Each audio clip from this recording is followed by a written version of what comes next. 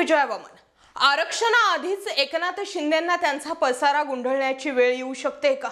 राहुल नार्वेकरांनी 31 डिसेंबर पर्यंतचाच वेळ का मागितला? आमदार अपात्रतेच्या मुद्द्यावर सुप्रीम कोर्ट आणि विधानसभा अध्यक्षांमधील विस्तवही जात नाहीये.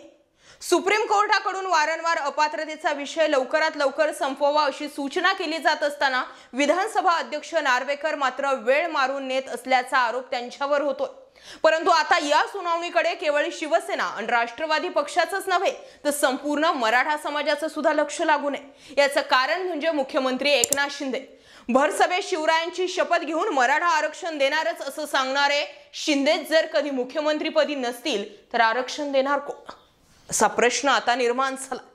सुप्रीम कोर्टाच्या आदेशाला अनुसरून जर नार्वेकरांनी 31 डिसेंबर किंवा त्याच्या आत शिंदे गटाच्या 16 आमदारांना अपात्र केलंच तर शिंदेंचं मुख्यमंत्रीपदही यासोबत जाणार हे निश्चित आहे.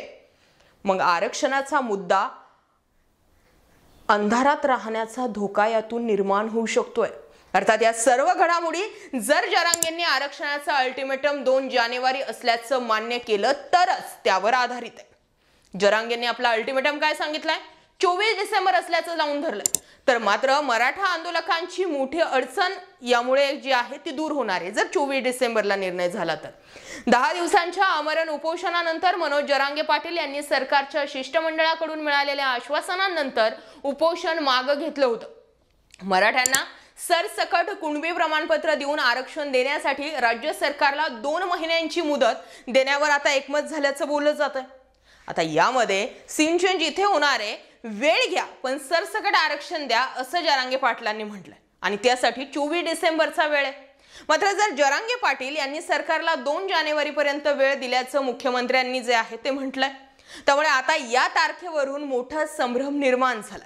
दुसरीकडे सुप्रीम कोर्टाने देखील विधानसभा अध्यक्षांना आमदार अपात्रतेचा निकाल 31 डिसेंबरच्या आत देण्याचे आदेश दिलेत.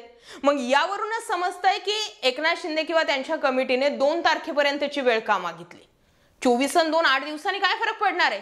जर मराठा आरक्षणाचा अल्टिमेटम 2 जानेवारी असा गृहीत धरला तर आरक्षणाच्या मार्गात एक मोठी अडचण येऊ शकते. कारण नार्वेकरांनी जर शिंदे गटाच्या आमदारांना अपात्र ठरवलं तर साहजिकच आहे या शिंदे देखील अपात्र ठरून त्यांच्या मुख्यमंत्री पदावरती गदा येऊ शकते आणि जरांगेंचा अल्टिमेटम संपण्याच्या आतच सरकार बरखास्त होण्याचा धोका. त्यामुळे मराठा आरक्षणाचा मुद्दा पुन्हा बाजूला पडण्याची शक्यता सुद्धा नाकारता येत नाही. परंतु शिंदे गटाची बाजू भक्कम असून कोणताही आमदार अपात्र होणार नाही असा विश्वास उपमुख्यमंत्री देवेंद्र फडणवीस यांनी व्यक्त केला. परंतु जर समजा असं झालंच आणि शिंदे अपात्र ठरले तर मुख्यमंत्रीपदी पुन्हा शिंदेच राहतील. त्यांना विधान परिषदेच्या माध्यमातून पुन्हा आमदारकी देऊ अशी माहितीही फडणवीसांनी दिली आहे. परंतु कायदे तज्ञांनी हे घटनाबाह्य असल्याचं सुद्धा सांगितलंय. ॲडव्होकेट असीम सरोदे यांनी याबद्दल सांगितलंय की संविधानाच्या कलम 102 व 191 मध्ये स्पष्ट नमूद केलंय की जर संविधानाच्या 10व्या अनुसूचीनुसार जर एकनाथ शिंदे पात्र ठरले तर ते विधानसभेची निवडणूक लढवू शकतच नाहीत. शिवाय ते विधान परिषदेत सुद्धा सदस्य असू शकणार नाहीत. त्यामुळे फडणवीस कोणता आधार घेऊन हे वक्तव्य करतायत असा प्रश्न सुद्धा अनेक घटना तज्ञांकडून व्यक्त केला जातोय. अर्थात या सगळ्या मुद्द्यांवरती फडणवीस PhD करून बसलेच असतील म्हणा, परंतु प्रश्न तिथेच आहे. त्यामुळे जर का शिंदे मराठा आरक्षणाचा मुद्दा निकाली काढण्याआधीच अपात्र झाले तर मनोज जरांगे पाटील आणि मराठा आंदोलकांची मोठी अडचण होणार आहे. त्यामुळेच कदाचित मनोज जरांगे पाटील हे सरकारला आरक्षणासाठी 24 डिसेंबरचीच मुदत देण्यासाठी तयार आहेत. दुसरीकडे 2 जानेवारीचा अल्टिमेटम हा शिंदेंना काहीसा सोयीस्कर असू शकतो. एकदा का मुख्यमंत्रीपद गेलं तर शिंदे हेच कारण समोर घेऊन मराठा आरक्षण देण्याची इच्छा मला होती परंतु सरकार कोसळल्यानं नाईलाजास्तव मला आरक्षण देता आलं नाही असं म्हणत यातून सोयीस्कर पळवाट काढण्याची देखील शक्यता. एकंदरीत काय तर एकनाथ शिंदेंचं सरकार जर पडलं, एकनाथ शिंदे जर अपात्र ठरले तर याच मुद्द्यावर शिक्कामोर्तब होतंय की एकनाथ शिंदे आणि त्यांच्यासोबत आलेले आमदार हे सोयीस्करपणे घटनाबाह्य होते किंवा ते सरकारमध्ये सामील होऊ शकत नव्हते.